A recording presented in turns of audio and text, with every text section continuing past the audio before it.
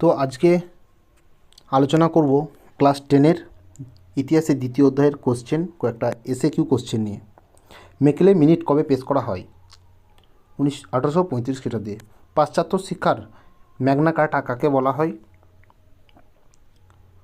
উডের ডেসপ্যাচকে 1854 সালে। Kolkata medical college কার আমলে প্রতিষ্ঠিত হয়েছিল? Lord William Bentinck 1835। বেতন স্কুল কে প্রতিষ্ঠা করেন? ড্রিঙ্ক ওয়াটার বেথুন বিদ্যাসাগরের সহযোগিতায়। স্ত্রী শিক্ষা বিধায়ক পুস্তিকাটি কার লেখা? রাধাকান্ত দেব।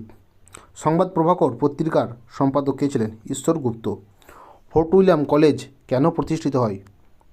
ইংরেজ সিভিলিয়ানদের ভারতীয় ভাষা সংস্কৃতি শেখানোর জন্য। কলকাতা বিশ্ববিদ্যালয়ের প্রথম চ্যান্সেলর কে ছিলেন? লর্ড ক্যানিং। আলেকজান্ডার ডাফ কে ছিলেন? একজন স্কটিশ মিশনারি যিনি জেনারেল অ্যাসেম্বলিজ ইনস্টিটিউশন প্রতিষ্ঠা করেন। ডেভিড হেয়ার কে ছিলেন? একজন ঘড়ি নির্মাতা ও সমাজসেবী যিনি হিন্দু কলেজ প্রতিষ্ঠায় যুক্ত। নব বেদান্ত কে প্রচার করেন? স্বামী বিবেকানন্দ।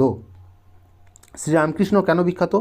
সর্বধর্ম সমন্বয় ও যত্রজীব তত্রশিব আদর্শের জন্য বিখ্যাত। বিজয়কৃষ্ণ গোস্বামী কোন আন্দোলনের সঙ্গে যুক্ত ছিলেন? ব্রাহ্ম আন্দোলন, পরে বৈষ্ণব ভাবধারায় যুক্ত হন। তত্ত্ববোধিনী সভার মুখপত্র কোনটি ছিল? তত্ত্ববোধিনী পত্রিকা। কে ব্রহ্মানন্দ উপাধি পান? কেশবচন্দ্র সেন। তো আজকের ভিডিও এই পর্যন্তই, দেখা হচ্ছে পরবর্তী ভিডিওতে।